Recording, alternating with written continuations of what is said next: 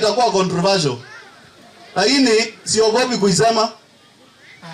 Mheshimiwa Ruto, unajua Mheshimiwa Raila vizuri sana. Mheshimiwa Raila aliingia kwa serikali ya Moi kupitia cooperation. Serikali ya Moi ikasambaratika. Tinga ikaingia kwa kuku. Kuku akakufa. Alikuwa anaitwa Njogoo.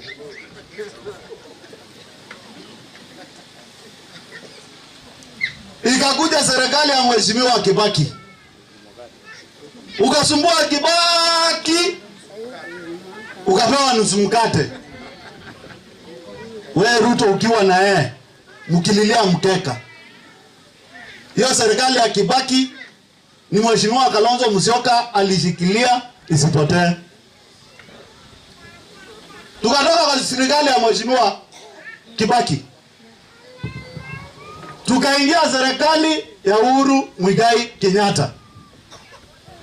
Akajificha usiku, akaenda akafanya handshake na Uhuru. Ile serikali ya Uhuru ikapoteza mwelekeo, kina Gachagua na wale wengine wakatoroka. Umemuita kwa serikali yako. Nataka nikuhakikishie nikiwa hapa bila kukuogopa, si yeye atakutoroka 2027, ni Wakenya watatoroka serikali ya Ruto na Raila kwa zile dhuluma mnatufanyia. Mungu awabariki. Na hii nchi mahali imefika, mnafikiria kuna amani. Wananchi wamekasirika na wamenyamazia hiyo makasiriko ndani. Vile tunaongea na nyinyi, Wakenya wadogo, Wakenya ambao mapato yao iko chini, nataka kuhakikishia kwamba hakuna mmoja anaweza peleka mtoto wake university.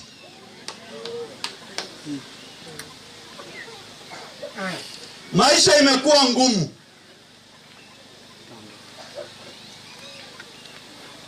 Karo ya shule iko juu. Usafiri wa wananchi ni shida. Saa hii tunaongea, airport yenu imeuziwa Wahindi, JKIA. Wafanyakazi wamegoma huko. Alafu nenda EU, sisi hapa tutapambana na Ruto, na lazima Ruto aende nyumbani 2027.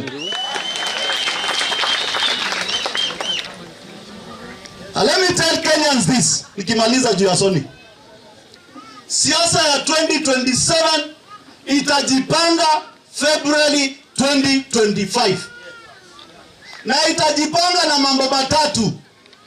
Jambo la kwanza, Raila akienda EU aanguke, hiyo itakuwa swali.